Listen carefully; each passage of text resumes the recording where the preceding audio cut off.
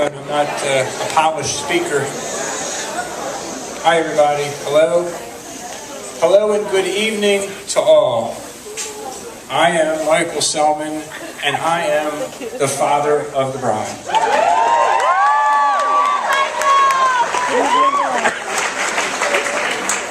On behalf of my wife, Beth, and on behalf of John and Judy Rayfield, parents of the groom, we want to welcome you to the wedding of our children.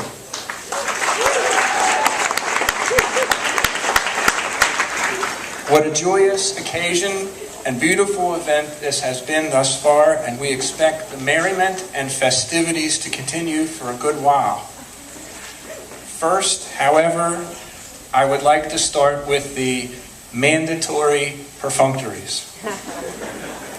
This is the part of the speech where the father of the bride stands up and thanks his wife so very much for doing all the hard work. He points out that the wedding could not have gone on without her. For formal events, I usually adhere to the 4 S's. That is, shave, shower, show up, and stay out of it.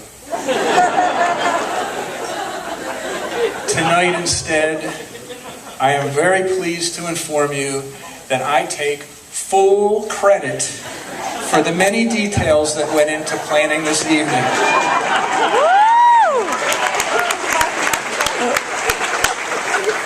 Because it's the first wedding of my children, I was totally hands-on. I met with the wonderful party planner, Charlene Sherman. I personally interviewed this wonderful band. Kevin, thank you so much. They're great. I picked out the flowers and chairs. For example, men, please note, these tablecloths are not white. They are ivory. And everybody notice your chairs. They are Versailles chairs, not caneback chairs. And my wife's beautiful gown. Everybody look at that beautiful gown, which I picked out. Wherever you are. It's not gold, it's bone ombre.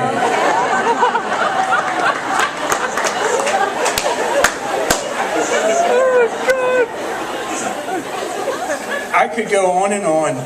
Pretty cool, huh?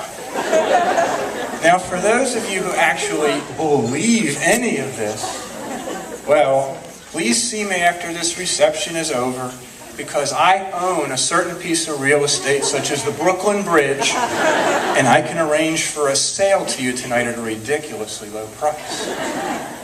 But seriously, the many efforts and intensive planning that made this reception so elegant and wonderful is all due to the hard work of my beautiful bride of 27 years, Beth. Where are you? Anybody see her? She's somewhere. Beth, wherever you are, honey, I have thanked you for one thing or another every day over the years, and I had no intention of ever stopping. I love you so much, honey. Please give Beth a very well-earned round of applause for planning tonight's wedding.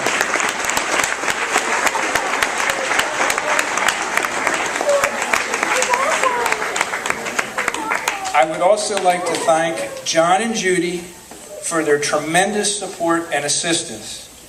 Throughout these many months, they offered encouragement, wise counsel, and volunteered to help wherever and whenever necessary. They have already taken Allison into their hearts, and they treat her as their own, as I know they are going to be caring and sensitive and supportive parents-in-law.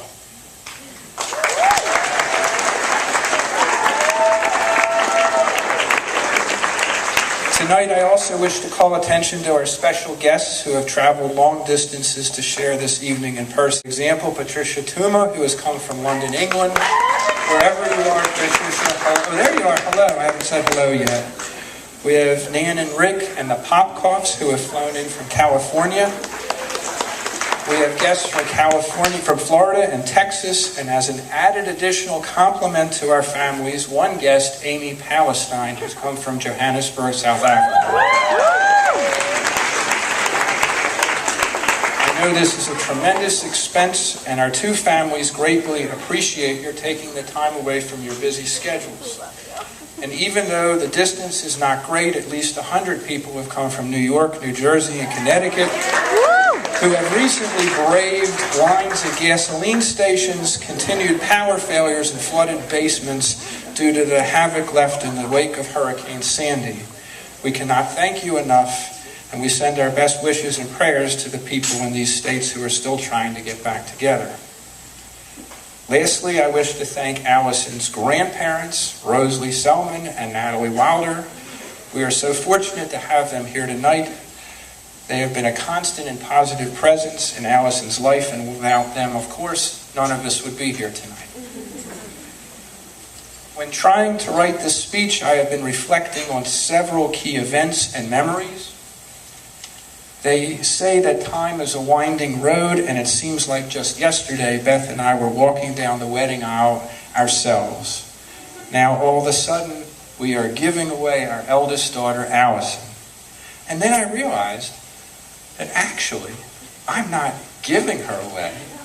Rather, Mike has swept her away from me. He is taking away my baby girl.